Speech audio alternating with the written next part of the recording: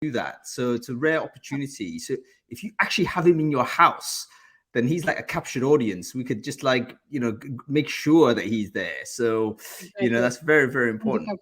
Yeah. Rare opportunity. Anyway, we're live, everybody. Welcome to Brainfood Live on air. It is episode 189. We're bringing it to you every Friday, no fail. I'm delighted to be speaking with you all today. And because we've got a really interesting topic, I don't need to say, from my perspective, it's really interesting. We can tell from the number of people who have signed up and are live right now, because we have nearly 300 people watching this on Crowdcast. Nearly 900 have registered. I think several hundred more are watching on LinkedIn and elsewhere. So this is by far the most popular show of the year, even though we've only done 3. But I suspect it's still going to be up there at the end of the year. And we're going to be talking, of course, folks, about ChatGPT, a GPT, in fact, the recruiting use cases for this amazing technology that none of us knew about 6 weeks ago. But since it dropped into the universe, everyone has just been amazed about this product from OpenAI. I'm very excited about how we might be using it in recruiting. So a couple of things to kick off, first of all. Actually, no, before I even do this, let's just make sure everyone can hear me okay. Folks in Crowdcast, can you just confirm whether the audio and visual is okay? You can hear and see me. Alla, say something. Attempt to mute myself. Yeah, hello, everyone. No, that's fine. Can you hear Alla as well? Can you see Alla? Audio, visual, very important. Right, LinkedIn, I messed up 2 weeks ago. I do apologize for that. So if you can see me on LinkedIn and hear me on LinkedIn, please do let me know. Just like drop me one of those emojis or something, and we'll figure out from there. I think we've got a few people saying you can hear me okay. And we're out on Twitter and Facebook as well for the people who can't be bothered to register.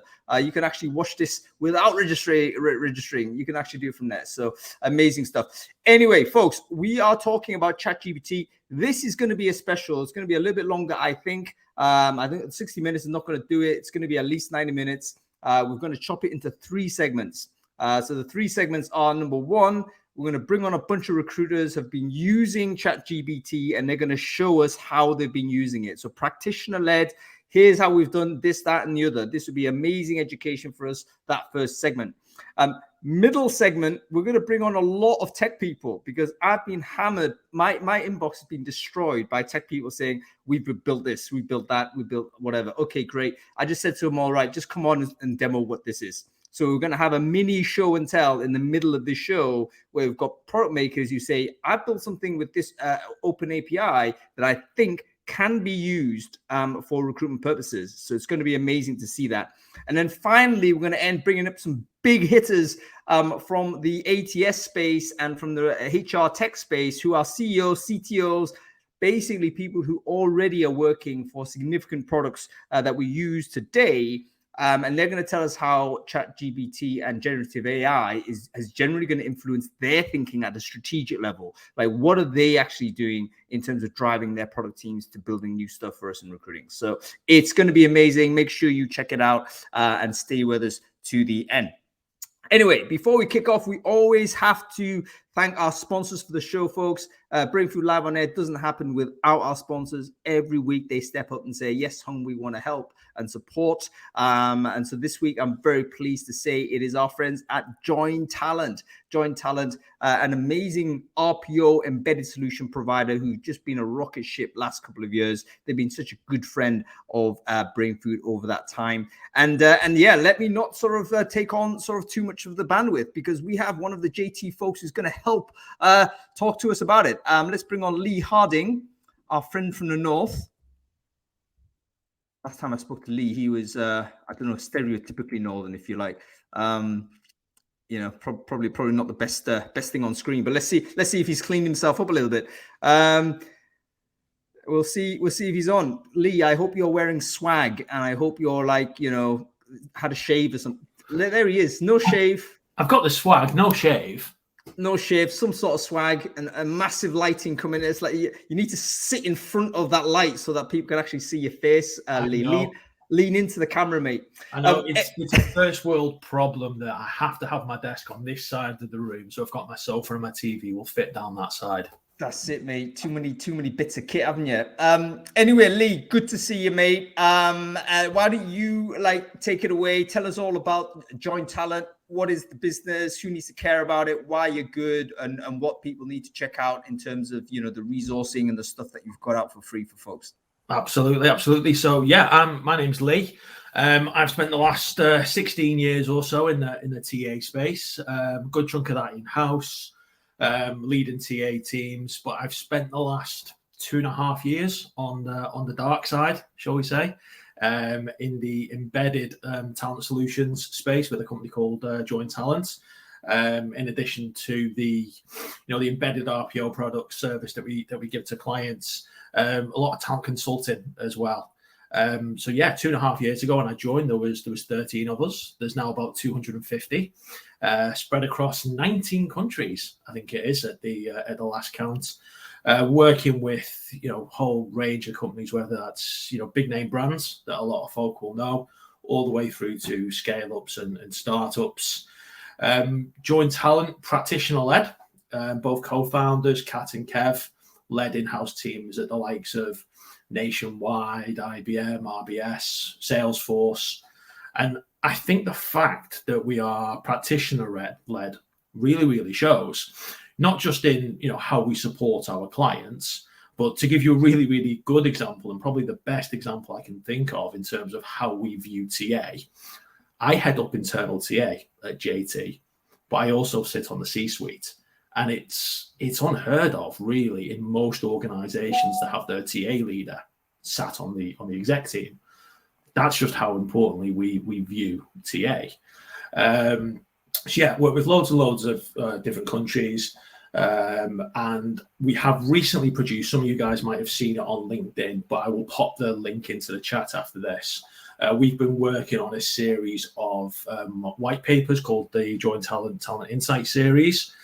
Completely free, loads of support packs that comes with it, but it covers everything from the cool and exciting stuff like diversity, inclusion, employer branding, but then also some of the necessary stuff like demand planning, building TA operating models.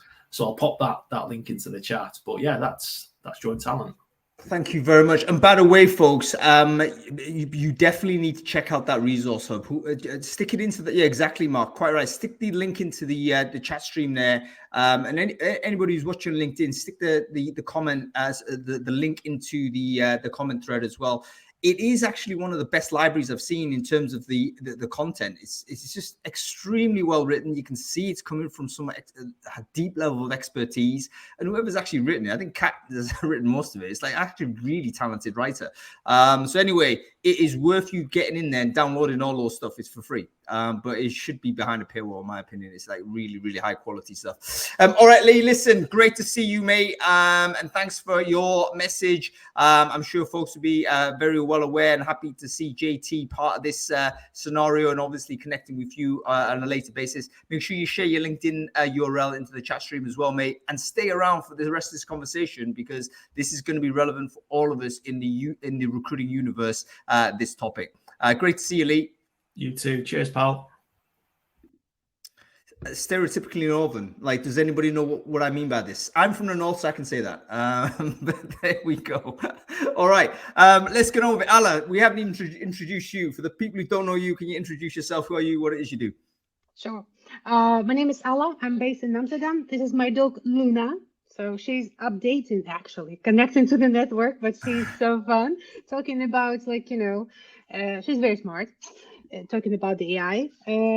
I'm a tech sourcer at Riot Games, so please feel free to connect. And I'm very excited about ChatGPT because it's actually something that I'm using right now on a daily basis and very excited. Amazing. So very quickly before we bring our first tranche of guests on, share with us how you've been using ChatGPT, Alla. What's kind of things have you found useful when you're using this? At first, I decided to drop probably trainings on the outreaches because the first thing I did, we did a lot of blind tests, reach outs written by the person and by ChatGPT. And to be honest, we we didn't find their differences. So this is one of the things that I use a lot. Creative questions for some interesting roles that I'm probably running out of ideas. What else I can say? And of course, job descriptions. So running through the job descriptions, finding the right words. And it looks like for the diversity wise, it's also giving so many options that I have never considered before. So that's like just the minimum, bare minimum from the moment when it's existed. That's the obvious three, isn't it, folks? Like the three ways in which recruiters use it. I think the most obvious is number one, writing a message, outreach message to a candidate. You can simply prompt it to do that. And of course, you can stuff it with information to say, who you are and what the candidate is. You can also use it to obviously write job descriptions and that kind of copy. That's also something people use for, and generating interview questions, which I've been using it for. You ask it, hey, I am a CEO of a tech startup in the biometric space. Please write me a list of 10 questions in bullet point manner for a head of talent, and boom, it generates you at least 5 or 6 usable questions, right? So some obvious ways we can use it. Let's dive in. Let's bring some of our guests on. We'll figure out whether they've got any other ways or whether they can show us what else they've been doing. So let's see if these folks are around. Some of these guys are stateside, so I hope it's not too early for our friends in the US. We've got some I'm going to be really honored to bring these guys on because they're like properly. Sajith is here as well. Amazing. Let's bring Saj on. So all of our recruiters from North America, for some reason, that was just how it fell. I'm sure there's loads of people in Europe, Asia, and elsewhere still using this. We've got a couple of cool dudes here. Look at this. Hey, hello everybody. How awesome it is to see you folks. You might recognize some of these guys here. Let's do some introductions. Jim, why don't you go first? Who are you? What it is you do? Hi, I'm Jim Stroud. Most folks call me Jim Stroud. Feel free to do the same. And I I am presently a content creator creating dynamic content that attracts demand for your HR tech company. Amazing. And check out Jim's new recruiter comic series. I thought that was amazing. Go ahead and share the link in the chat stream, dude. Sure. Glen, great to see you. Long time no see, sir. Wonderful to see you. Can you quickly introduce yourself? Who are you? What it is you do? Yeah, absolutely. Thanks for having me. Good to see you as well and everybody else. I'm Glen Cathey. I work for Randstad, been here for the past 6 years or so, and I focus on digital strategy. Fantastic. And that's like the most understated intro ever because Glen Cathey wrote the original, still in my opinion, one of the best bit contributions to the sourcing world has been your Boolean Black Belt blog, Glen. Long may that still be going. If you haven't checked it out, go check it out. I'm not sure how up to date it is, but some of that stuff is still genius. And we have Saj as well. Sajith, good to see you. I know you've been a huge contributor to the community online. We haven't had the chance to speak before, so great to have you on the show. Can you quickly introduce yourself? Who are you? What it is you do? I'm a corporate recruiter for a product SaaS company called Replicon, which is in the time, intelligence, knowledge, workforce management space. I do hiring for NA and EMEA region right now. So that is about me. Fantastic to see you on the show. Great to meet you. Okay, let's just talk about this. All of you have had experiments with it. The reason why you're on the show is because I've seen sort of your commentary on ChatGPT and what you've been doing personally with it. So let's dive into it. Glen, you've taken some, let's go with you first. You did some deep dives into this and you put some real thought into how you saw this technology influencing the work that recruiters will be doing in future. I wondered whether you could just take us through your thought process there. What do you see? How is the impact on this, particularly on sourcing and then wider on recruiting in general? Sure. Well, I think it helps first to understand, what it is and how it works, because that helps you understand what it can do and what its limitations are. And I think that's important. I think you put it out in one of your posts that, you could mess around with sourcing, like search strategies, things like that. I've actually seen it fail pretty strongly on a number of things, but I've seen other people come up with better examples. But, you have to remember what it was trained on. I think it was 300 billion words or, like a half a terabyte, a little bit more than half a terabyte of data of text. And when you don't really have a Stack Overflow or GitHub for search strings, right? There's stuff that's out there, but there's nothing, that massive repository. So what would it learn from anyway? So why would we expect it to do fantastic things when it comes to, for example, very specific search strings? But it's been hit or miss there. I love what was mentioned already in terms of generating job descriptions. I'm excited about improving existing job descriptions because most, let's be honest, are not very good. And I've put many random jobs through it, and I feel like the readability has gone up. Other people have weighed in and said, yeah, again, it's a little average in terms of the language that it produces. That's another byproduct of how it was trained. When you train it on such a massive corpus of text, it's going to generate things that are somewhat kind of generic or bland or average, but you can have it do crazy things in terms of changing tone, which starts to then get creative in terms of tweaking the output. One last thing I'll say is I think research, it changes the game for research. Primarily because instead of having to ask a question of a Google or whatever search engine you choose, and you get a list of results and you look at one at a time, it's essentially bringing you a synthesis of technically all it knows about a subject, and it synthesizes it in a single answer. And I don't think that we can really understand exactly how much of a leap that is, I think, in the right direction, rather than saying, well, here's the top hit. That's how most search engines work. You ask a question, it shows you the top hit. But how do you know the top hit's actually the best hit and actually meets your needs?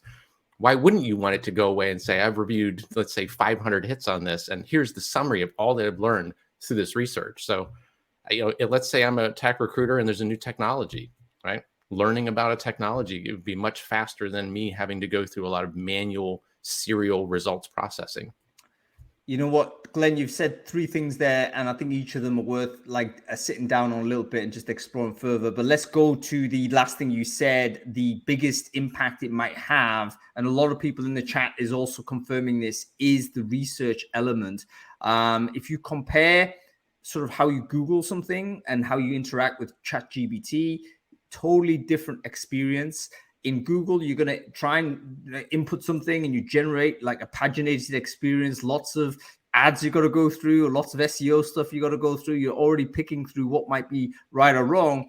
Then you've got to click onto another page in order to find out what's going on, and immediately assaulted by sort of cookie banners and all this type of stuff. So there's a UI revolution right here. And you're still only going to get a snippet of what that thing is. You might then have to go back to Google and go to the next result that you like, and you go there.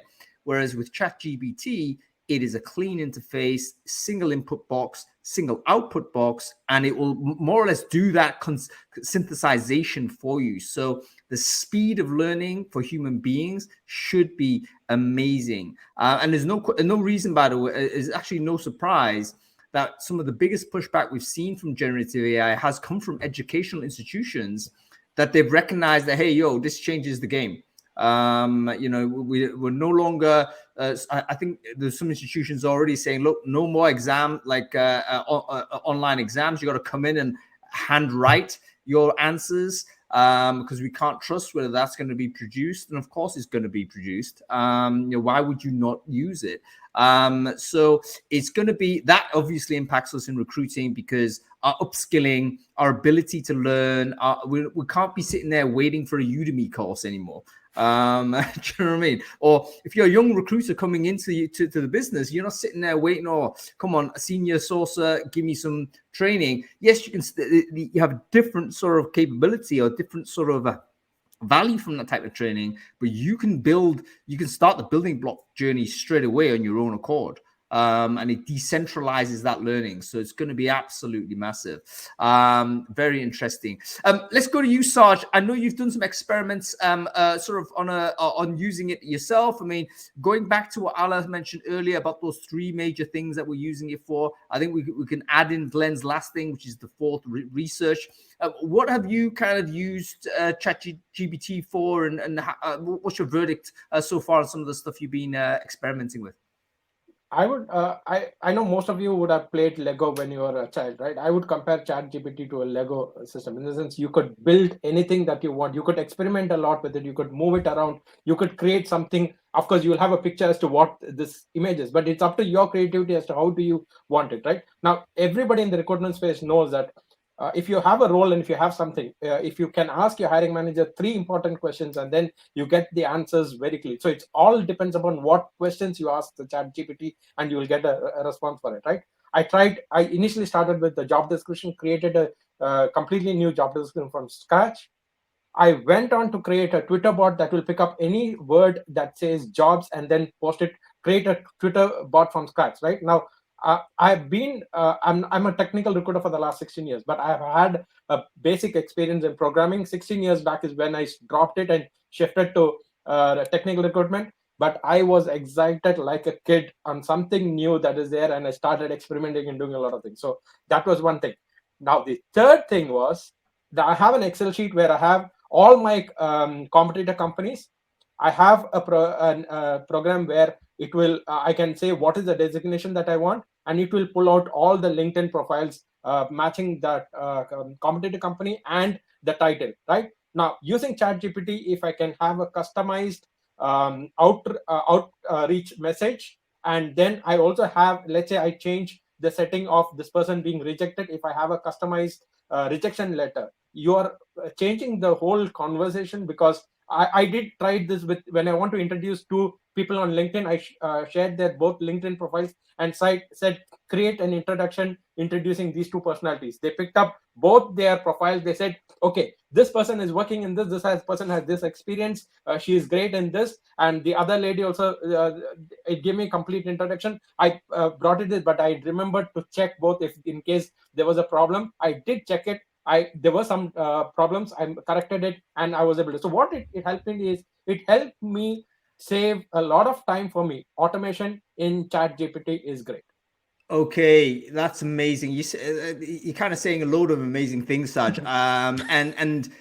Let's deal with that last example, though. I mean, that's something, again, a use case. This entire thing is about use cases, and that's a use case I didn't know. Like, how do you make an introduction between 2 parties? Well, actually, you could just put their LinkedIns into ChatGPT and say, create a relevant conversational intro between these 2 people, and they will produce for you to copy, which at the very least is 80 to 90% of the way there, right? I mean, you have to go in and edit it and do whatever, but the typing, that's like done. And even a great deal of the thinking has been done. You can just pull it out and then go.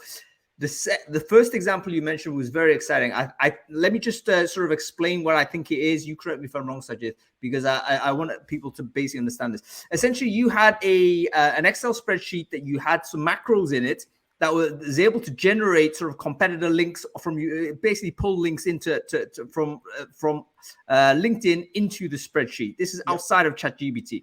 And what you were able to do was to use ChatGPT to pull that data in order to create a custom outreach message based on that LinkedIn data. Is that correct? Yes. So what I need to do right now is I have around 200 competitors who are specific to my space. I just need to change the title, the job description, and it will pull out all the LinkedIn links for me. Right now, I'm trying to add more features. Let's say if I specifically say from this location, and apart from title, I'm trying to add more clauses into that. And if I am able to do it, it's not a perfect fit, but it is going to make my life easier. Okay. By the way, Sajith, you're about to kind of make yourself some money. Why don't you stick your LinkedIn URL into the chat stream, and people who want to know a little bit about how Saj did this, connect with Saj and make sure you charge them some money for that advice. Okay. So hey, what we're talking about here in many respects is also Sajith, I know you had some technical background, so that really helped you. I'm sure it did. But ChatGPT is starting to open the door to produce for non-technical people to produce what is effectively a series of apps that could significantly improve your capability and productivity. There was also a case I read the other day about the Twitter chatbot guy.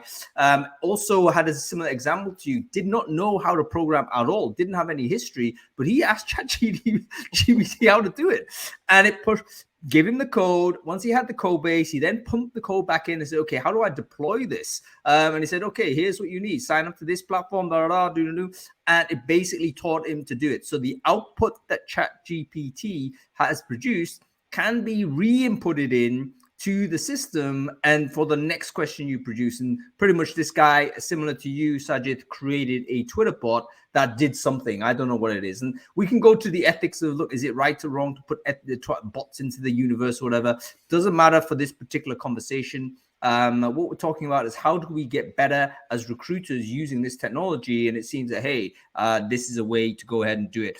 Okay, let's go to you, Jim. Amazing video. I came across that video. If people haven't seen Jim's video, please share the link in the chat stream, the YouTube link on that. Wonderful introduction to this topic. And, you know, one of the things that I think your gift is, Jim, is the ability to communicate up and down the kind of level of literacy for people. So anybody at any level of competence would be able to get value from this. Tell us a little bit more about sort of your encounter with ChatGPT and why you're excited with it and where you think its big future is for us in recruiting. I'm excited. One thing I'm excited about ChatGPT is I think it's going to encourage critical thinking. We have this microwave mindset. Our culture does. Add in a keyword to give me an immediate answer. ChatGPT can give you so much information that it's going to force people, I think, to think more critically.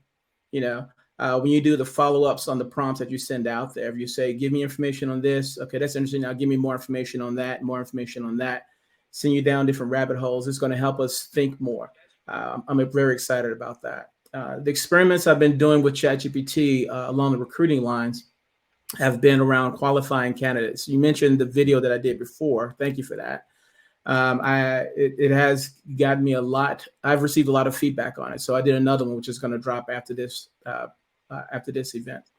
And it's about how to qualify candidates with ChatGPT. In a nutshell, what I do is I copy a job description and I ask ChatGPT to summarize it. And then I copy a resume and I say, ChatGPT, is this a compelling candidate for this role? Give me reasons why and why not. It'll analyze my resume and give me a list of reasons why this person is good for a role. Give me a list of reasons why this person might not be good for a role. And then it gives me suggestions. It'll say, this candidate is a little weak in A, B, and C. You may want to ask them about that. So I say, cool. Then from that point, I'll ask it, what other jobs could I possibly introduce this candidate to? And it gives me a list of job titles that this candidate may be a good fit for. So I've been tinkering around a lot with it in that regard. And my next video will show you step by step how I did what I just said. You know what? That's really, again, I didn't anticipate. This is the reason why this show is so important. I didn't anticipate that anybody would talk about using ChatGPT for assessment purposes. And yes, you can have doubts about this and say, look, we need a human eye on that. I get it, Glenn. I agree with you. But at the same time, at the very first pass, I mean, you're talking about 2 bits of text. At the end of the day, you've been given some text by a company, you've been given some text by a person, and you're using the thing to say, okay, what is the relevancy? And at the very least, it can kind of give you further reasons to question. So you can say, you know what, there seems to be great similarity on these areas. These areas are not so great. The candidate has not talked about this in his resume. Therefore, you know that's an interview question you need to ask. Kind of exposes certain areas of conversation you need to go with. So I think that's a very, very interesting phenomenon also. Very, very good. Give us a future view, everybody, before we have to move everyone on.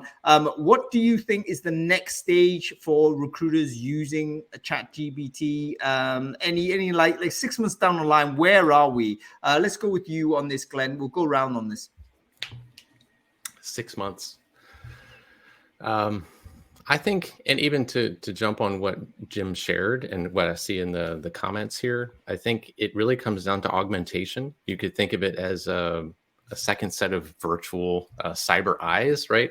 I think that's interesting to be able to have almost kind of like a paired thing that you're working with to be able to double check things in terms of the content you produce. I think there's a lot of use around being able to continue to tweak messaging.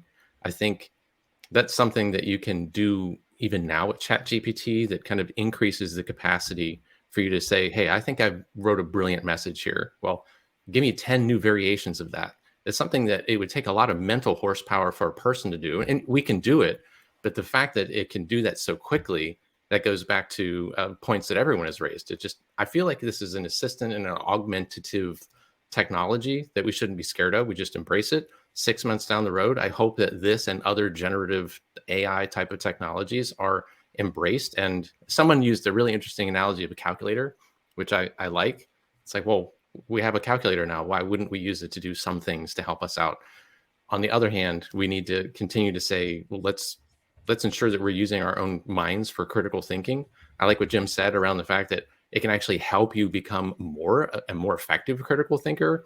I've seen people post about how it helps them become more effective in their own research. So 6 months down the road, I just hope that more people are using it properly as an assistant. And I think the last thing I have to say is people have to be aware of the limitations. You can't trust every single thing that comes out verbatim, right? You should review things. You should be looking for issues and tweaks, add the human element, but use it as a tool. Do you think that skepticism overall will increase in the sense that because it's so quick in generating an output, maybe that will train us humans, us human users of the internet to doubt the outputs a little bit more, and again sharpen our critical edge so that we can treat it as what it is. It's a tool. It's not like a sentient, but it's trained on a huge amount of text, and it might help us in some way. That's basically how we need to approach this at a mental kind of level. I haven't asked the question there. Sorry, Glenn. No, I think the skepticism. I think that's one thing I want people to take away is, I was more excited in the beginning, and now I'm starting to see some of the limitations of the text it produces. But it's still nice to say I can work with this. This is so much faster than before. But I do think it's important because many people have shown that sometimes even basic questions, it gives you an answer, and it doesn't tell you that it's not confident in the answer.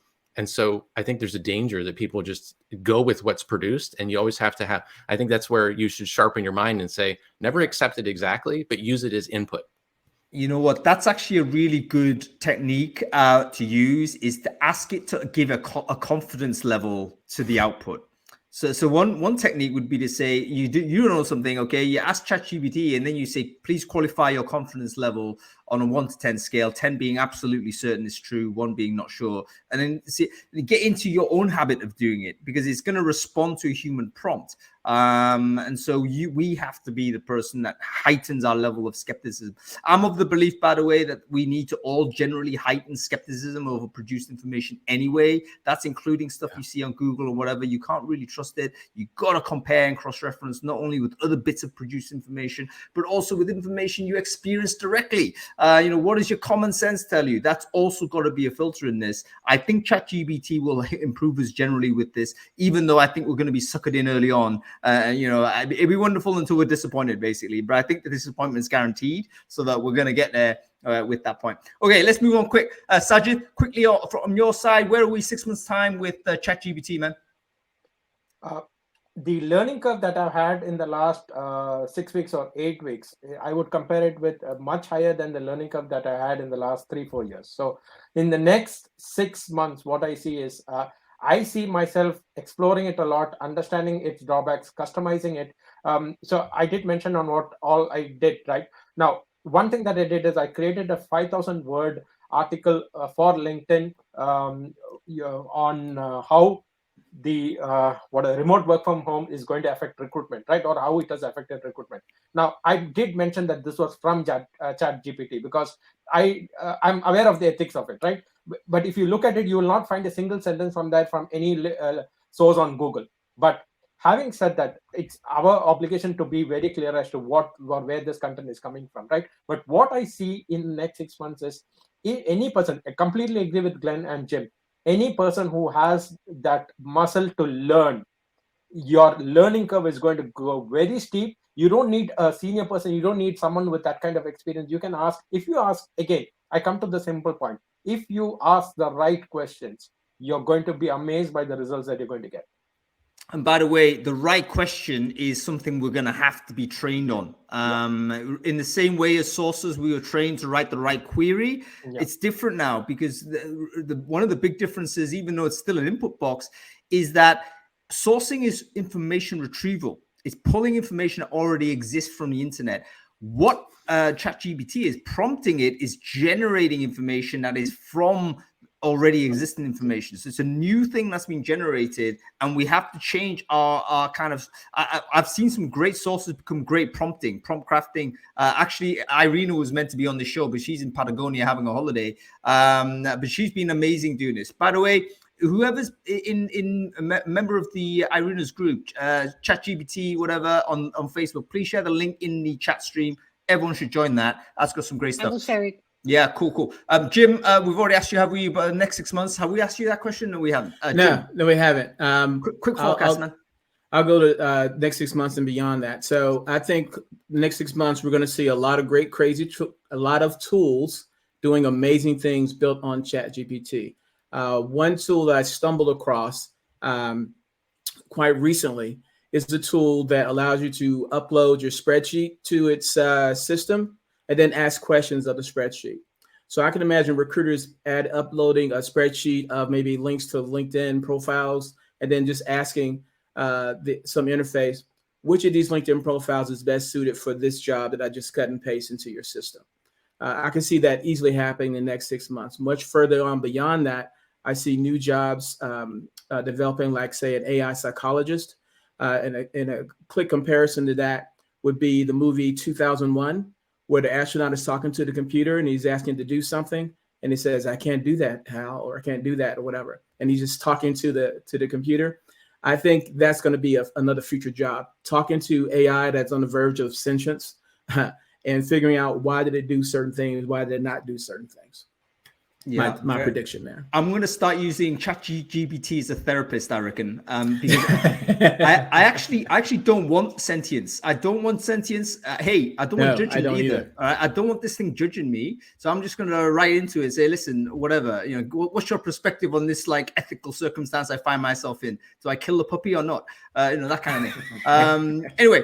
We've got to move on because we've got lots of people to come on. And I want to just quick thank you to our guests, Jim, Glen, Sajith. Thank you so much for joining. Keep powering forward with your experimentations on ChatGPT and keep us informed as to where you're going. Please stay with us on the show. We've got loads of more conversations to go with. Okay, cool. Let's say goodbye to these guys. What an amazing group. I mean, again, crazy innovation, but it's one of those where you can see basically a recruiter with the right curiosity and skill set can use this technology and immediately become times 10 in terms of productivity, right? Crazy stuff. Okay, let's bring on Sile. By the way, we're moving on to the third segment of this, which is we're going to get a bunch of tech people who run products who say they built something on ChatGPT and they're going to demo it for us. So let's see what they've got, here we go. We have Sile Major. Sile, how are you doing? I'm good, thanks. How you doing? I'm very good. What's happened? You appeared and disappeared, Sile. Oh, weird. Let's see if you can get the image of you back there. Maybe I'll change camera. Give me 1 second. I think it is. You're the same, weren't you, Ali? You had multi-camera type of stuff, and it was like, come on, guys. That helps. That's I'm gonna drop the link for the GitHub repository of this awesome ChatGPT prompts. As we are having developers right now, so that could be interesting. So what's been really interesting is how the developers have embraced this as well, because they're in a similar boat to us, right? Some people are very threatened. They're thinking, you know what, this is a problem. Other people are saying, hey, this checks my code. Yeah. And this actually makes me go super fast. And let's not forget, man, like developers have to type. So even if the mechanics of typing speed has some element towards code production, but now you can prompt the thing and it will generate you huge amounts of stuff. So I think it's the same, even if the copy is not amazing or give me a sec, Sal.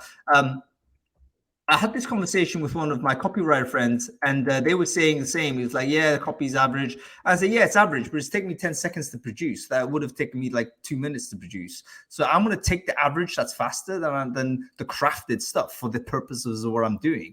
And hence, you're going to use that thing. So yeah, it's crazy stuff. Oh yeah, folks, while Sal's getting on, make sure if you've got any questions, use the ask a question function. Stick it in there and we'll get to it at the end of the day. Okay, Sal, listen, I know you got to run, so let's go straight into it. Quickly, 1 second, like give us a one-line as to what you do and what you've done with ChatGPT, man. Yeah, so MetaView is a interview intelligence platform. So what we've been doing for the last few years with a lot of great companies is recording, transcribing, and analyzing their job interviews. We've actually been working with OpenAI for a couple of years now, who are the company behind ChatGPT and GPT, the language learning model. And that sort of culminated in what we've launched to a bunch of customers this week and have now opened up early access for, well, you folks as of this call, basically. Amazing. Let's have a look at it. Sal, yeah. You ready to share some screen? Yeah, let's do it. Let's find the right. I'm going to focus the screen. There you go. Cool. So the context on MetaView, as I mentioned, is we record and transcribe interviews historically. As of now, what we also do is we automatically generate a summary of the conversation. So using, again, OpenAI, the company behind GPT, we create an automatic summarization so you don't have to take notes. So we call this AI notes. You can see here where we've automatically pulled out what question was asked and then bullet point form the answer, the structure of the answer that the candidate gave. So yeah, we see this as a massive game changer. You actually do not have to take notes now. You just focus as a recruiter or an interviewer on your synthesis of the candidate. And when you're ready, copy the notes across, edit them, and upload them for your feedback. So massive time save. Makes it way easier for you as a recruiter to understand what sort of happened, the key things that happen in interviews without having to take those laborious notes yourself. Amazing. Oh my God. That's such a game changer. I mean, we're staring down the barrel of actually disintermediating some things, like some elements of recruitment that have been here for decades. You know, the idea of going in to an interview with a notepad and making notes and making sure you've got this right thing and all this type of stuff. Actually, as we're doing all our interviews via video anyway, MetaView do the transcription, but now ChatGPT integration is going to do the summary of the transcription. Have I got that right, Sile? Exactly right. So that rote task of writing down what was said, and they, you know, these are their motivations. This is why they moved from this job to this job. All of that is just gone now. And you just focus on the human skill of getting to know this human being behind, you know, on the other side of the camera. Amazing, amazing. All right, Sal, stop sharing screen. Yeah, I'm not sure what button does it. There you go. I've stopped. There you go. Yeah, and share the MetaView demo thing or whatever on the link. Yeah, and I'll do it now. And just so you know, everyone, this is open to early access. So I'll send the link in the chat. Sign up. A member of the team will be in touch as soon as possible to get you all set up and into the future. All right, get in there, folks. Sal, great to see you. Thank you so much for your demo. Cool. And also, I believe it's free, right? So this is the question that a lot of people are asking. So they do a lot of integrations with ChatGPT, but is it going to stay free? I actually filled in a form from OpenAI. I don't know whether you saw it, but they actually sent a form for people to say, how much would you pay in order to get, and I actually give a genuine answer. I say I would pay. I can drop the link. Yeah. I think it was, I think it will be expensive. I mean, there's no question. It's something that is above the consumer grade. We're used to paying like $10 a month for whatever. Of course, you pay $10 a month for this, no question. But I think it's going to be a lot higher than that. But we'll see. Okay, let's bring on Vincent. Yeah, the link for the form is in the chat if anyone would like to also give their opinion about the price. That's it. Everyone's obviously going to lower the price. I'll pay $1. But in reality, when you think about what you get, I mean, Jasper AI, I don't know if you've used that before, Ala, but it's a copy generator. I think that costs like $30. There was a sound generator as well, which I paid another $30. I'm just paying lots of money just to try things. But I'm thinking that, yeah, ChatGPT would be at least that and more. So we've got to pile into it as we can as we're using it. Okay, I think Vincent is connecting. That's good. Let's hope he can come on. Oh, there he is. Vincent, how are you doing? Hi, guys. Can you hear me all right? Yes, we can hear you fine. Great to see you. Listen, Vincenz, we're going to have to jump straight in because we've got a long list of people going to pitch some products at us. Can you quickly introduce yourself? Who are you? What it is you do? And what have you done with ChatGPT? Sure. So I'm a developer who sold my company 2 years ago. We built a trading system. So I'm actually from the financial industry, but I was just blown away by what OpenAI and now ChatGPT can do. So I couldn't help myself. And from banking, I've interviewed like hundreds of technical people trying to suss out whether they actually had the skills that they claimed to have or not as a hiring manager. So that's the problem I've been trying to solve for here. So I've developed intelligent interview guides that can not only do what you guys talked about, that can extract questions for a role from a job description, but can also tell you exactly the answers that you should be looking for when you're phone screening. And if you are willing to send people a questionnaire, it can compare the answers that people are giving in free form to the answers they should be giving. So you can auto rank and score the candidates as they come in. All right, very, very interesting. Let's. Can you show us anything on screen, Vincenz? Absolutely. If I can only find the right button here. Okay, I think you hover above your own face, and then something will emerge that'll give you. And for some reason, anybody can do this. Like I should be the moderator, being able to stop people from sharing screen, but I can't. it's like it's completely freeform. There you go. Great, awesome. So what you see here, you see an interview guide that's actually been produced for a role here, Senior Power BI Business Intelligence Consultant.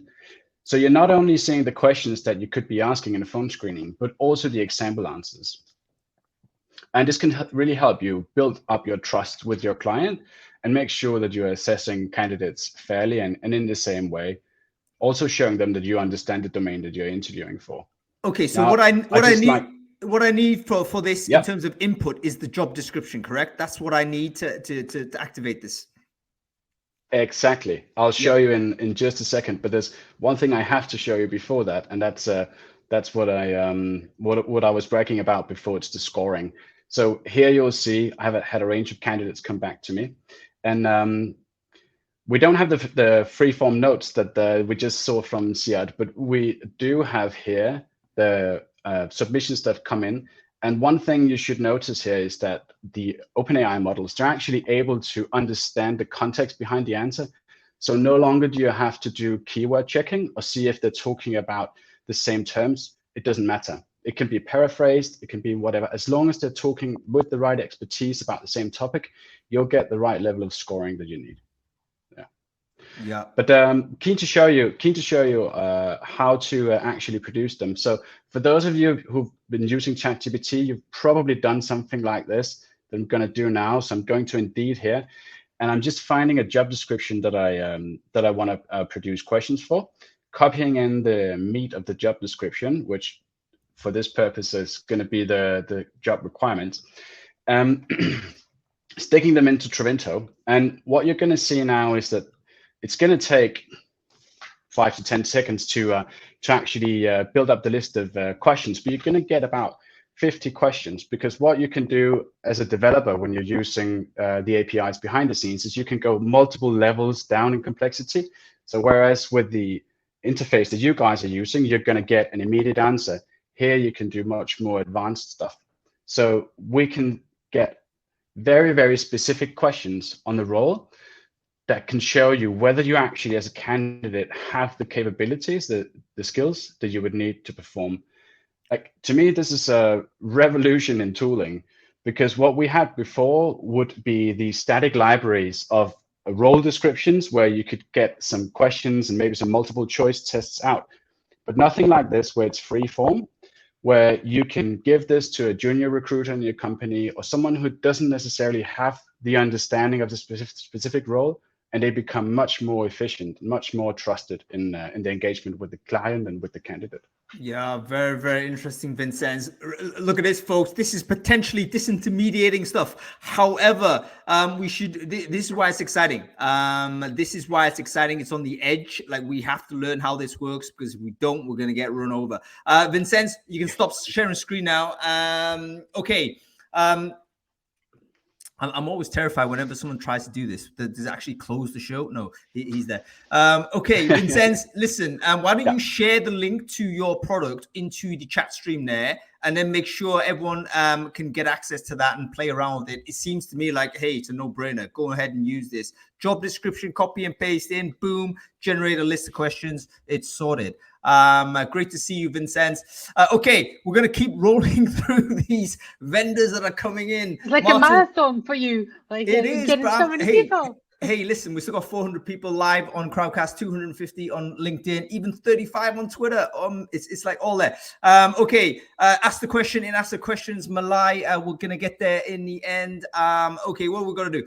Folks, we always do this in the middle of every show. I want to say we've got to do this now because we still got 30 minutes to go. We'll go a little bit longer, as I mentioned. But this is obviously a massive topic. So I would recommend that everyone who wants to continue to have this type of conversation and interact with people who are interested in ChatGPT, now's the time to take your LinkedIn URL and share it into the chat stream. If you're watching on LinkedIn, share it into the comment thread on LinkedIn, and then just connect with everyone else that you have seen doing that. Now, as I say, there's hundreds of people watching this, you should walk away with at least a couple of hundred really good connections that are going to help educate us all in terms of how we need to go further forward in this crazy sort of breakthrough that we have. What are your thoughts on what Vincenz has just showed us? When he showed us that, I thought, you know what, that's really amazing. But half of me also thought, you know what, I worked really hard to know about my tech.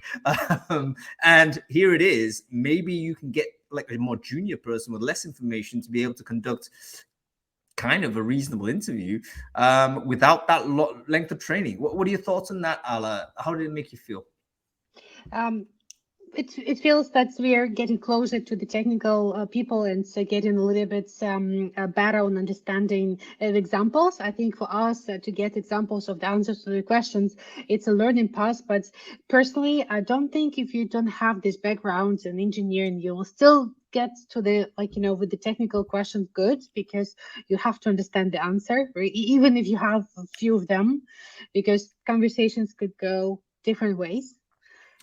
I think it's like chess, isn't it? Like you can learn the opening moves and by rote, but by the middle game is like, that's when you just need to have that strategy and have that thing going on. And I think conversations are the same. I could serve to you, Ali, you can return, I can return that. But by the time we've hit it over the net a couple of times, then it's fluid, right? And then we have to kind of like, it won't be something you can just deploy. So, but I think it'll be educational. Using a tool like this will be super educational for young recruiter. Again, revolutionary on the research side. Okay, let's bring on examples. That's true.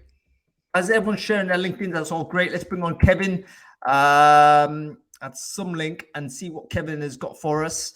So we've got Kevin and we have Dan. If Dan is around, we can bring him on as well. And that'll be the end of the demos. Then we bring on Bill and Nikos and Adam as well. Adam's actually here. So he's going to come and join us at the end to talk about the strategy. Like, where is the long distance for this, particularly for, companies that have essentially already had some success. So what we've seen so far is kind of youngish companies. So we'll see sort of what that future looks like. When I looked at the Vincent's presentation, the thought that I had straight away was, what about intake forms?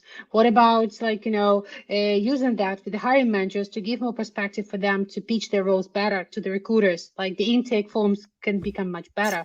So. Well, we're talking about learning. I mean, this could be a great training tool that we could provide to the recruiters, to the hiring managers, and say, "Hey, managers as well, yeah. You know what I mean? Hey, here's how some of the best people have been able to sell this type of job. Make sure you talk about this, that, and that, and give them kind of a guide to do it. And it's a ChatGPT generated guide. So it takes away a lot of that legwork, Okay, I think Kevin's like struggling to get on. Have you noticed the live counter go crazy, Ala? I don't know whether you saw that. It went like just zooming up and down. I think we're breaking Crowdcast or something. Yeah, hopefully not. But this is the record, right? So people were asking, like, is it the record or not? No, it's not, because do you remember when COVID first came around? We did the COVID marathon. I don't know whether you remember this. This is where I did a 24-hour live stream on Crowdcast, right? Just like, do you not remember this? No, I don't remember. Okay, maybe it was before we met. But anyway, we did. The idea was to do a 24-hour sort of. I'll just sit here and talk to people for a day, and essentially that had like 2,000 people, and it just the thing froze at 800 or something. Like, it didn't go any higher. But yeah, since then we have not been able to get further forward. Anyway, we seem to be struggling with Kevin. I'm gonna remove Kevin and bring you back, Kevin. Don't worry about this. I'll see if Dan is around. If he is, we can bring him on. No, he's not there either. It's okay. No worries. Let's just keep rolling forward. Kevin, if you are there, please let me know and we'll be able to bring you back. Okay, I will try again.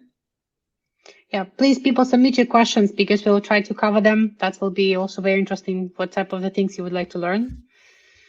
Yeah, Kevin, you just got to click yes on the modal that pops up. I do think it's probably because we've just like broken it. Like we've got too many people. Too many people. Yeah. There's also like a per seat ruling. I don't know whether they now count the numbers of people that can come on screen. No, there he is. There he is. Hello, guys.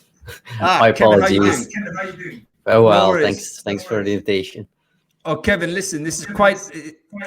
I'm afraid to say, do you have any headphones that you can stick on? Because I can hear myself through the audio there. Oh no, I'm afraid, but maybe I can put my microphone a little bit closer. Is this better? Okay, it sounds okay. Yeah, don't worry about it. It just means that dialogue is going to be quite horrible, so we won't do a lot of talking. However, you're here to show us something, Kevin. So go ahead and if you're ready to screen share something and show us what you've done, that'd be amazing. Before you do that, can you tell us who you are, what it is you do, and what you have done with ChatGPT? Okay, so I'm the founder of Samlink, and we focus on how can we optimize the whole recruitment process while we're connecting with other HR tech applications in the world. So what we've seen is HR recruiters are using plenty of solutions, ATSs, etc., but also now the ChatGPT browser. And the possibility there are, let's say, limited. What we do is we bring everything, the technology, in a new application, and we streamline the whole recruitment process. It's still in development, as normally in 3 months we will go live with the first version. But the first tests are like pretty impressive in the knowledge. Let's say OpenAI will help recruitment in strategically always screen candidates in a very autonomous way, and in a way that you can screen more candidates, so that you can always you don't have to eliminate people, even if you think he or she is not a person for us. And I think that's where we are working on nowadays, and hopefully in 3 months we go live. I will send you definitely a link to test it. Send me the link to test it. But do you have anything to show us now, Kevin? Because 3 months is 3 months. Who knows what's going to happen in 3 months? Oh man, Kevin. No, listen. It's too early. Do let us know when you do have this. Make sure you share the link to everybody so that they can check you out. And then I'm already in the plan to do a part 2 on ChatGPT, by the way. So that's going to happen next month. So we're going to keep rolling with this topic. It's going to be a very big one. So Kevin, thank you so much for your thoughts. I really appreciate it. And keep us up to date on your product development, man. Great. Thanks you. Cool. Wow, breathless. So what are we got to do now, Ala? We've got to usually we finish the show now, but we don't, because we're going to bring on our final couple of guests.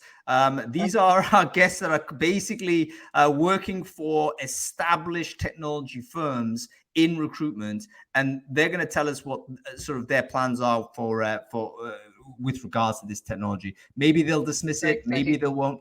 We'll see. Okay, we have Nikos, CEO of Workable, of course. We have Bill Fischer. Where's Bill? There we go. Bill actually wrote the first thing that did truly amaze me, which was social CV. Did anyone remember this? It was the first. It was the first people aggregator, and it was like as soon as I saw that, a lot of talks about it. Yeah. crazy. Bill, I think wrote that.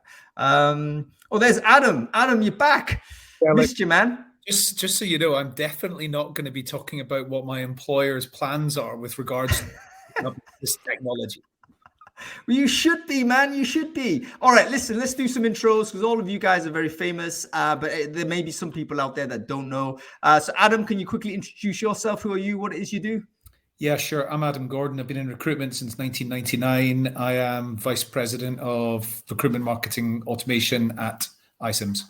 Fantastic stuff. And Nikos, long time no see. You're looking like super fit, bro. I don't know what's happened. You're looking in great shape. Wonderful to see you, Nikos. Can you quickly introduce yourself? Who are you? What it is you do? Thank you, Hank. I'm Nikos Moraitakis. I'm the co-founder and CEO of Workable, which is one of the more popular ATS out there. Fantastic to see you on the show, Nikos. And we have Bill Fischer as well. Bill, great to see you. Can you quickly introduce yourself? Who are you? What it is you do? I can. It's good to be here. Thank you, Hank. I was going to have a ChatGPT write my intro, but it was oversubscribed. So I was going to do it in the style Tarantino, which may have dropped some F-bombs, but alas, yeah, it's not happening. So I'm the CTO of VONQ. VONQ is a job marketing platform. So we work kind of through the ATS. So a recruiter can, if they have an open job in the ATS, they click a button. We provide a media recommendation, and then they can execute the purchase through our platforms. We have contracts with 5,000 job boards and programmatic players. Yeah, fantastic stuff. And by the way, people are talking about social CV in the comment stream there, Bill. So you did make a mark in the universe, man. That was actually one of the first products that did have a similar effect on me when I first used it. It did feel like a magical output. I hadn't really felt that since ChatGPT, where you kind of had a look at a bit of software. It produced something you didn't expect that was better than your expectation. And then you thought, what the hell else can this do? And you're stuck there for a while and you keep going through. So let's talk about sort of where you think all three of you represent established and, well-respected technology providers. Adam, I totally get it. Let's not share anything that's proprietary and strategic and whatnot have you. But what do you think overall a technology like this is going to do to basically technology roadmaps, recruitment, sort of the product roadmaps for ATSs, CRMs, products of this type that recruiters already use? How do you think it's going to affect the direction of travel, and what do you expect to see next 12 months, let's say? Let's go with you first, Nikos. What are your thoughts? I love it. The technology is fascinating.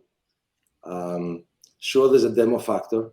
We see the best formed outputs that usually require some good engineering of prompting and giving it a lot of context to produce good stuff.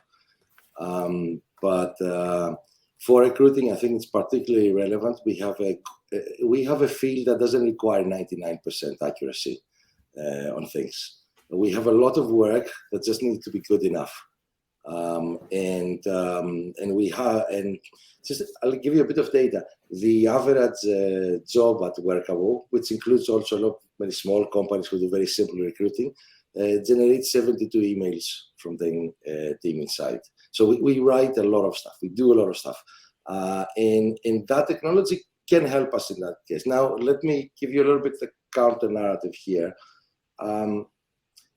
This is Excel for words, super powerful. We are all fascinated by seeing it, getting some good result on superficial things. But in order to get good results, you need to get some context. Like you did, so you did a lot of the interview questions. You need to start saying, "Oh, I'm the CTO. Oh, it's a fast-growing company. Oh, our product is." If you could give it enough context, it's really good at synthesizing this information and then producing the kind of college graduate output that you would like for a lot of that stuff.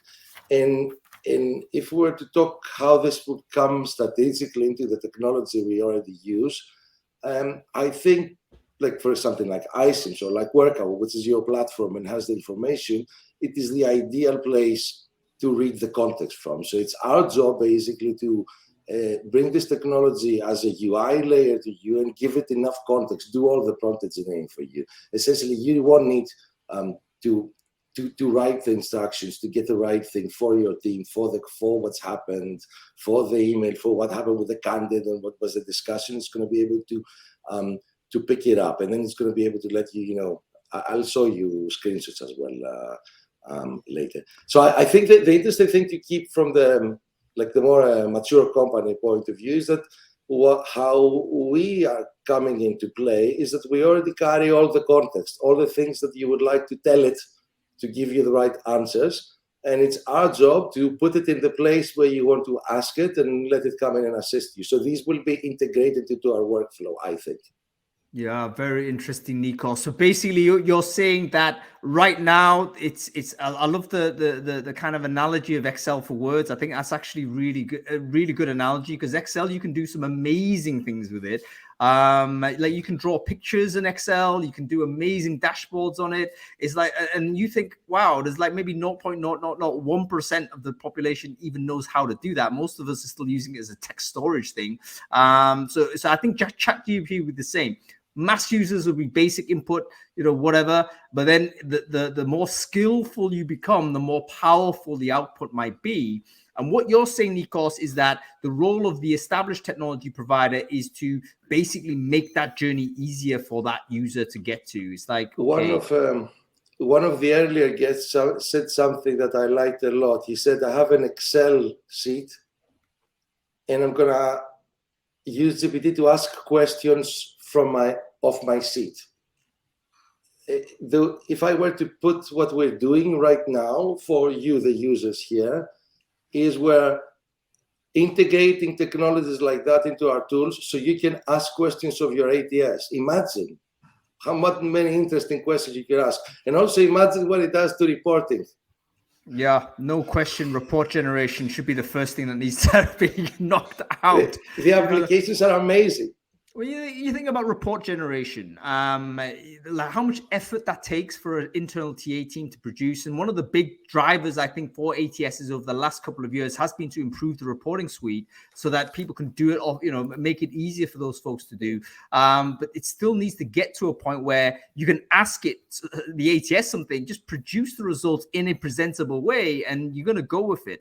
You think that's going to revolutionize the reporting side? I think so. But also it will revolutionize, I think, a lot of the consultancy domain. The Accentures, McKinseys of this world, generally speaking, their output is usually a very nice PowerPoint presentation. But you've got to think that that's going to really help eat into that type of world. Maybe they've got to step into another place as well. Okay, Adam, you've got your hand on you're stroking your non-existent beard now. So you obviously have some thoughts yourself on where this might go. ChatGPT, you've had a play with it. Where do you see it influencing HR tech 12 months down the line? How do you see it happen? What do you think the HR tech looks like in 12 months' time?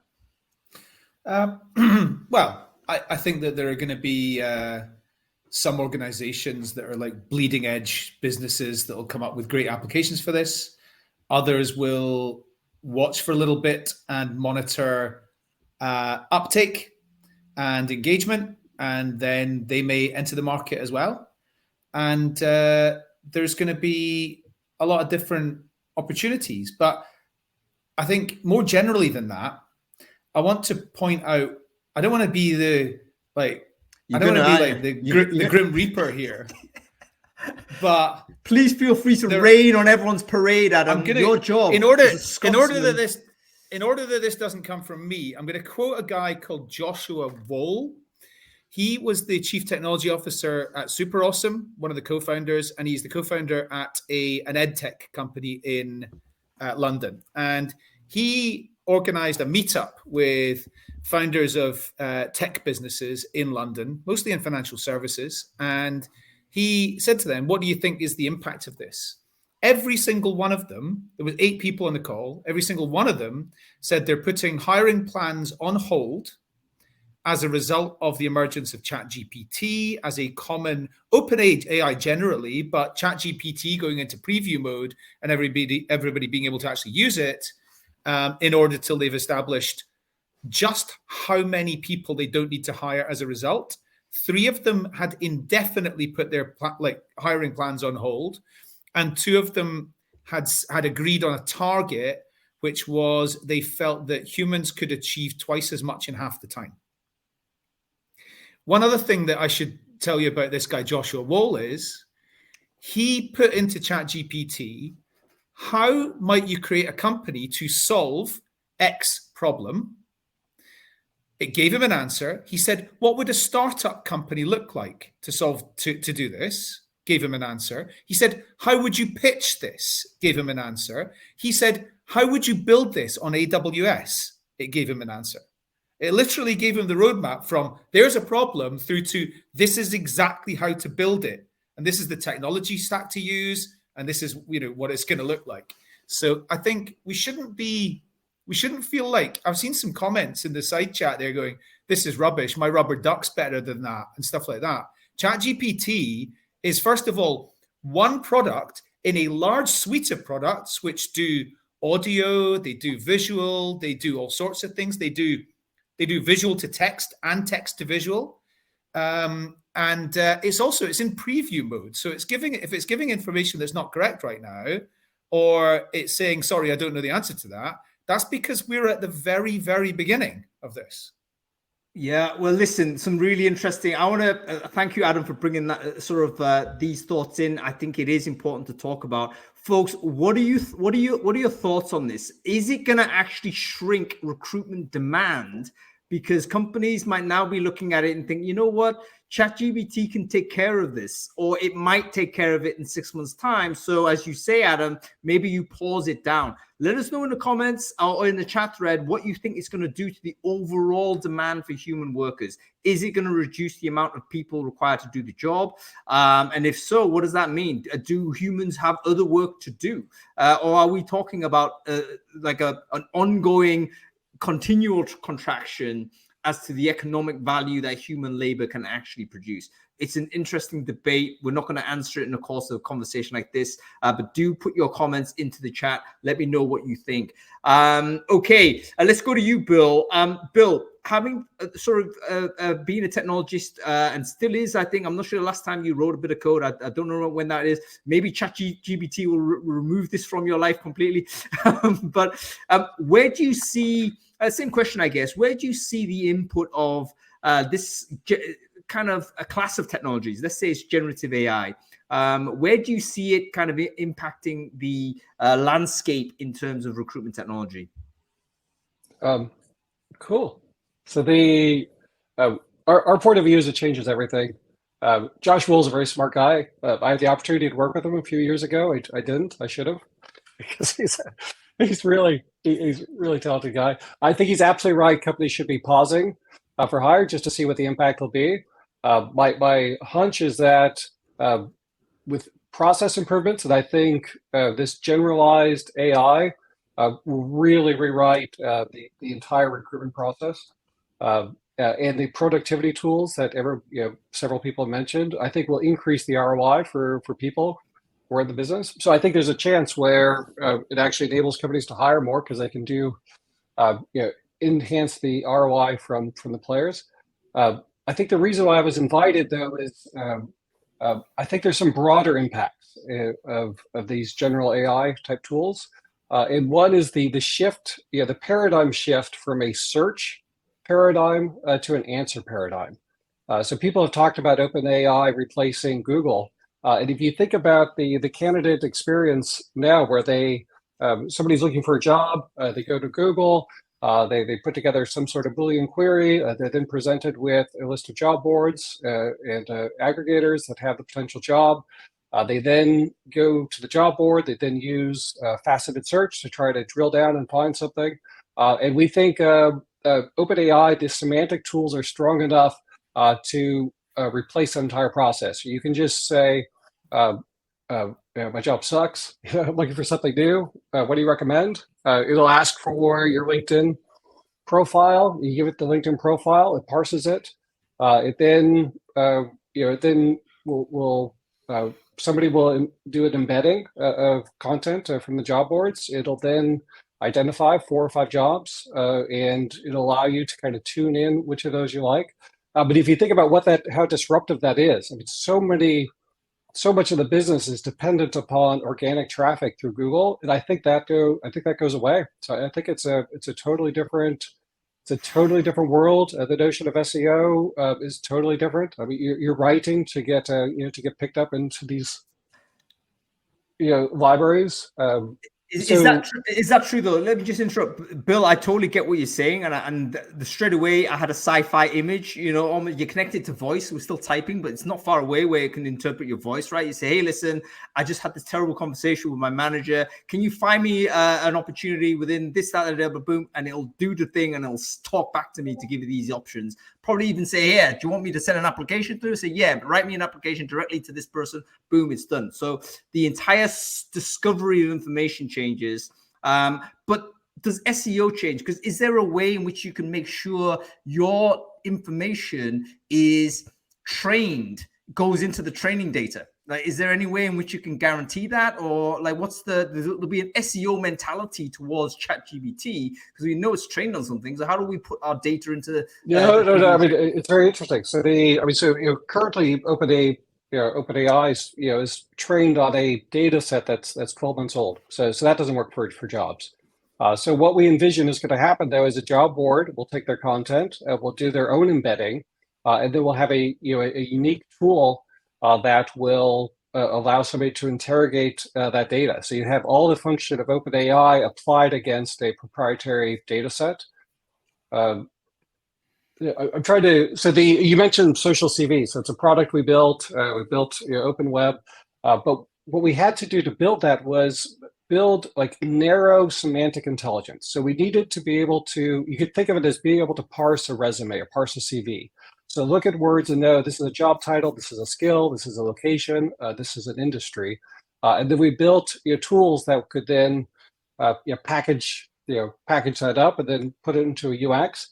The OpenAI semantic tools out of the box do what we focused on narrowly, generally, really well. So if you think about what text kernel is built or Burning Glass is built, like OpenAI will parse a CV nearly as well as they do, and I'm sure it'll get better over time. And we believe we'll see that same semantic generalized intelligence will allow people to take content to many verticals and get the same capabilities out of it. So we think it's massively disruptive. Yeah, that's really well. I mean, it's the sense I have when I think about this technology is it's scary and exciting at the same time, because it is about, okay, the world has changed, I think, significantly since this thing dropped. I mean, this six weeks or so ago, if you said ChatGPT to anybody, no one would have a single clue. But now I was having a conversation with the art gallery next door, and he's talking about ChatGPT and Midjourney and stuff. Like, it's into the mainstream. It's on the street now. So everyone is like using it. And I think people who are trying to get into ChatGPT today are saying, look, there's a queue, I can't get in. It's starting to crash regularly. So we know that millions of people are hitting this thing. Is one thing that might stop it is going to be the monetization aspect. Because at some point they're going to drop some sort of paywall into this. Do you think that's going to suppress this technological innovation? And will it kind of give us an opportunity to take a breather? Is it a good thing that they start charging for it? Or do you think that actually the future isn't a charge for that? They need to find another way to monetize this. What are your thoughts on what OpenAI are going to do on the to keep the thing going? Because obviously, if it's, I think it costs them money to generate stuff. So, how does it work? Adam, you about to say something? Well, yeah, you mentioned earlier they've already invited people to sign up for ChatGPT Professional. They asked you and me, how much would you pay for it? How much would be considered that it would be too cheap and therefore rubbish, etc. It was an interesting form actually to fill in. Can I interrupt? How much did you say? I can't remember. Something like $20 a month. Cheapskate. Go on. Yeah. I mean, I think I said beyond $20. I think I said $25, but from $20 I would think about it. Yeah, I said 49. Go ahead, Nick. Well, look, if you want to link this to the previous discussion as well about what it's going to do to productivity. By the way, I don't believe jobs are going to be lost. new technology always creates more productivity, and we absorb it. We want it. We never say that's enough. There's never enough work. But what is going to happen is that this thing, essentially, it's going to put a price tag on specific types of cognitive work.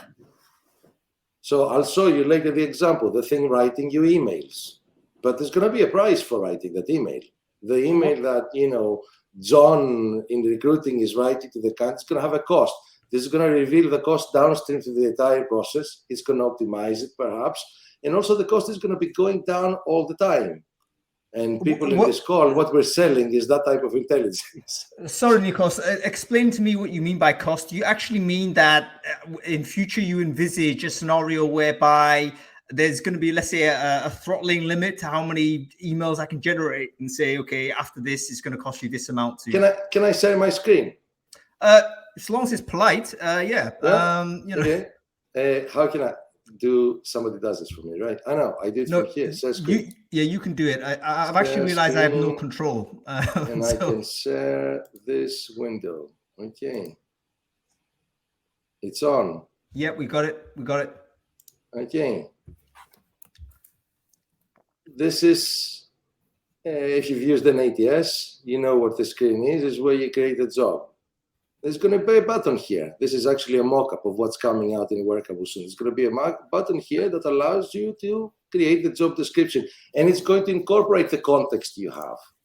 And it's going to make suggestions for you. And it's going to let you, those are the interesting things. Rewrite it, make it more senior, make it more like that, and bring in. But this thing is going to cost. Every output of those things is going to cost some money. Not just because of what the OpenAI is going to charge, but ultimately it's compute. Like you need to pay for some compute, and the smarter it gets, the more expensive the compute is, and the compute becomes cheaper over time. So where does the cost drop in though, Nikos? Where's your anticipation as to who's going to be charged? I guess it's going to mean that maybe for you guys, you're going to put a tier in to say, do you want the AI assistant? I'm guessing at some point we will say to have this, you will have to pay something extra. You know, we're just building it. I haven't worked it out yet. But definitely somebody will have to pay something extra. And then you'll see, but how much time does it save me? So now the cost that John is making, the person, the to create this effort is going to be compared to the machine.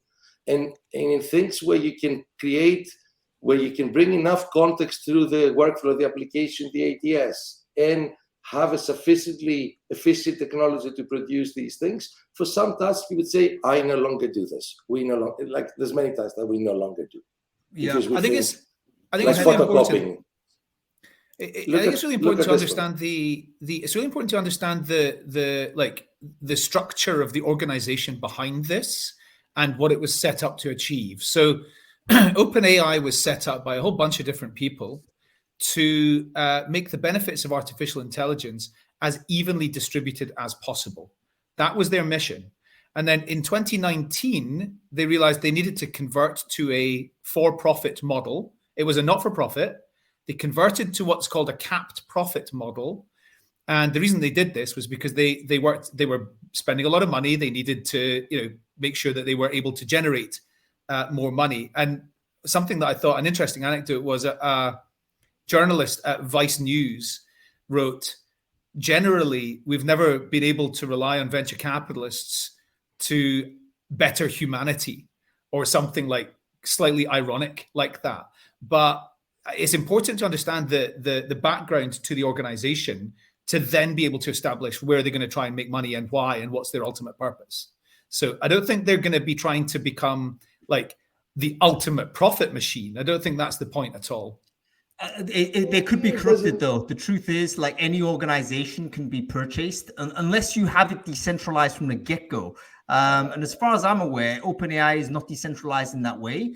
I mean, it is a not-for-profit, but they'll spin off a for-profit version and just invest in that. Oh, so, no, it is. It's not unique, though. It's not unique. Google has similar models. The technology is not something that they own uniquely, and actually, the quality of the results will have a lot to do with the context and the data. But no matter, even if they were the nicest people in the world, they want to give it up for free. If you want this thing to do this thing that I'm showing right now and write you the email for the candidate. This stupid email is going to cost 10 cents. I don't know, whatever, 5 cents, 20 cents. I don't know exactly what it's going to cost, but it's going to be something, and it's going to go down over time. And if you want an email for something cleverer than that, maybe it's going to be more expensive. So it's not going to be a day and night. The world is changing. A power tool is going to come into our hands when we become good enough and efficient at using it. So, somebody makes an engine, then you need to build a tractor to become more efficient at farming. And that's where the farming changes. So it's going to be a process. And how can I stop there? So, yeah, definitely stop the screen, because we don't know what's going to wander across the screen at any time. I'm always concerned whenever anybody shares screen at an extended period. But no, I think you're very right. I love the tractor analogy. You've invented one thing. It's like we've invented the plow, and then, okay, now you need to invent the harness to stick it onto the ox. Exactly. And then all this type of stuff happens, and all kinds of innovation will emerge. And it's going to take field expertise as well. There's another live stream somewhere where people are talking about how it can be used about accounting or about writing operas or whatever.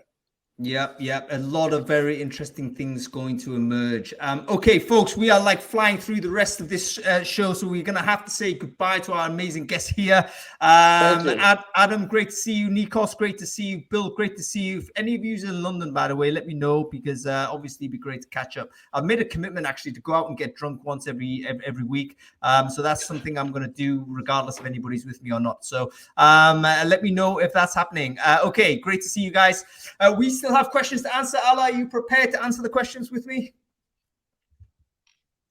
Absolutely. Let's go. Let's do that. Quick fire, okay? We have Mark Jenkins saying, okay, do we think the likes of ChatGPT will make companies reassess their take-home test for talent? What are your thoughts, Ala? To be honest, with take-home assessments, it's something that we're always screaming about to change. That's why I'm kind of happy that some of the tests that developers never liked, they actually solved right now very easy, like in seconds by AI. So yeah. My expectation would be we have to become better at the assessments and maybe find another strategy. And I'm actually super happy that technologists are pushing us to do that. Yeah, Mark, I would personally say the take-home test is over. It's done. Like, you can't actually do it because you can't trust the return.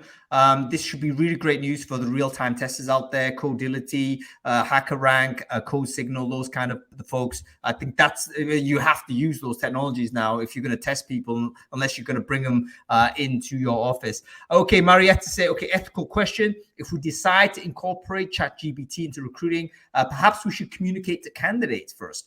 What kind of impact do you think that has an experience? Like, how open should we be with candidates to say, yeah, some of this information is written by ChatGPT, or I think Sajith mentioned, he said, listen, if it's a blog post, I say it. But would you say it if it was just a message like we saw with Nikos? What are your thoughts? Personally, to be honest, yes, because I don't see a big problem on like discovering it for the candidates. It's even transparency, but I can see the challenge, because then how to create the equal opportunities, and someone who was interviewed before just only by person and nothing was used with ChatGPT, so there could be some like conflicts inside. But it is in a way, anytime you record something, anytime you use these scripts that were shown today to have all the conversation like typed in, I think the candidates should know what information is left when they done the interview or any communication. Yeah, and I think it'll not only be ethical, but it'll be legal at some point as well. Like, you might, like, you can anticipate at some point the law will say you have to say whether you've used any kind of generative AI in the communication. And I think, from my side, I don't think you need to do it per message. I think it gets onerous at that time. I think we're going to get used to kind of being there. And by the way, the candidate has no obligation to do the same. So I think, okay, you need to be reciprocal here. But what I think will happen will be a disclaimer at some point to say, hey, listen, some of our comms are used with generative AI. Okay, we have Kira. Kira saying, how do you feel about candidates using it in exactly the same way? She's using that example to write CVs, cover letters, and what have you. How do you feel about that? Candidate usage of generative AI, Ala? To be honest, I'm very happy about that because it's going to make me better in a way. And of course, I always can have the conversation. I personally never believed in CVs as a good way to assess if someone should have the interview. I hope it's going to be redundant as a way to to filter candidates. Also, I think it's a good instrument for introvert candidates as well, because writing cover letter, they're all of them saying, oh my God, this is the hardest thing. I hate it. And now probably we also will be assessing cover letters differently and looking at this from the perspective of what the person has to say to us on the conversation. Yeah, I think the cover letter's gone as another thing that's literally gone. Like hopefully. Yeah. People, I mean, I think they might still be produced, even if it's an email intro, but I believe we're gonna start ignoring it because it's like we can't trust whether that's really what the thing is. And so that distrust, I mean, I'm one of the few people that says distrusting information is a good thing. I think the distrust is good. It just means that we have to go deeper rather than trust the superficial stuff. So yes, Kira, hope that answers the question. Okay, we're still going through. Sajithkumar, he has said, what are the one aspect of automation that concerns everybody, especially in the HR fraternity? So that's kind of an open question, but is there one aspect of this that disturbs you, Ala? To be honest, maybe the complaints of people that the information is not accurate, and sometimes people just take it as like 100% truth. So the way how we used to trust the technologies, they're right, they can make mistakes. So that's probably the one. But so far, I think we're still like in beta, still learning. So no bigger concerns. No, I think that's right. I share with you the same concern. It's the people that don't have distrust actually do accept the first verdict. That's kind of disturbing because you can see that happening, and maybe we get a little bit more. I think it will be cultural changing because the truth is, I think most people will accept the output in the same way we accepted Google as truth, even though it wasn't, right? Google was SEO'd, it was ad driven. There's also, who wrote the algorithm, et cetera, Same stuff with ChatGPT and OpenAI. And what is the training data? Like, it's trained on a massive set of data, but that's not the world, right? There's plenty of information. It's never been processed. So it's going to be interesting to see how this works. But yeah, there's some concerns there. Okay, some of these questions, I think we're done. Folks, I think we're finished. I think we've had the 90 minutes on air. That's amazing. A massive congrats to everyone for hanging around. 228 people still with us. So thank you very much for joining the show. Folks, ChatGPT is obviously a hot to trot topic. It's not something we're gonna finish having this conversation about. And in fact, next month on the 10th February, we're gonna do part 2 of this. ChatGPT in recruitment part 2, and we're going to think about, okay, let's see where the developments are. Let's get some more implementations. If you're interested in watching that show, follow the channel on Crowdcast, because I haven't actually set up the show yet, but I will do after this call, and you can register directly on there. But follow the channel, you'll be notified when we come live.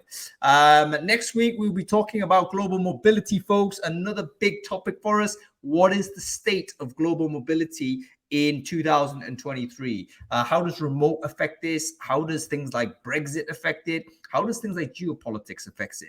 So we're talking about what is the current state of movement of one person to another country in order to work there. Is it bigger, better, faster?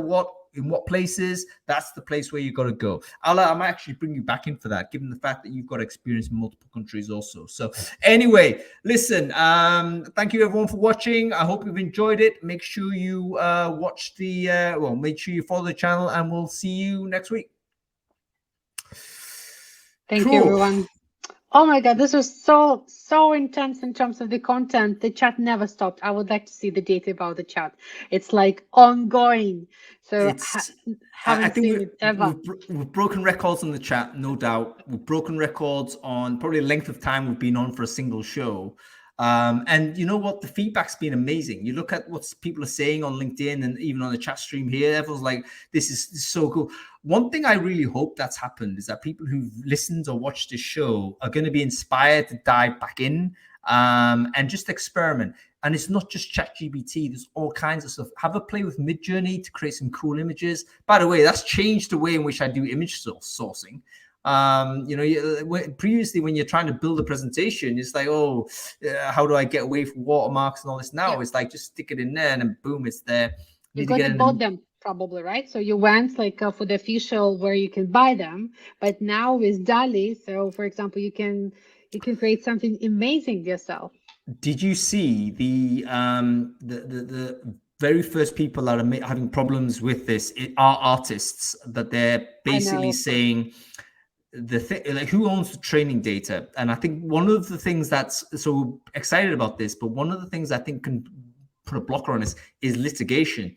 Because if people do say, look, you've trained the AI using artwork or written copy or code that person hasn't given you permission for, therefore you either stop doing this or we're going to sue you for a bit of that return. So I think, and by the way, I'm not on the side. I'm afraid to say I'm so excited about the technology. I'd love us to have a little bit more access to it. So I'm not on the side of the creators on this part, even though I understand, and I think you need to defend your own value. But it seems to me like it would be a horrible shame if we had to put a stopper on this or compromise the quality of the output if we had that sort of defensive litigation. It's going to be interesting, but the courts are probably going to have a disproportionate impact on this as we go forward. Yeah, people are more scared right now about the one that's actually creates your own voice. It can reproduce your voice, and people are really, really scared that it's gonna I'm gonna call you, Han, and ask you to come to Amsterdam, and you will come here, but that was not me. That was someone else booking the flight. Like how would you even tell though? It's like so scary. I mean, have you seen those where you've got like Morgan Freeman talking, and he's clearly not him, but it's clearly a representation, and he's saying a script.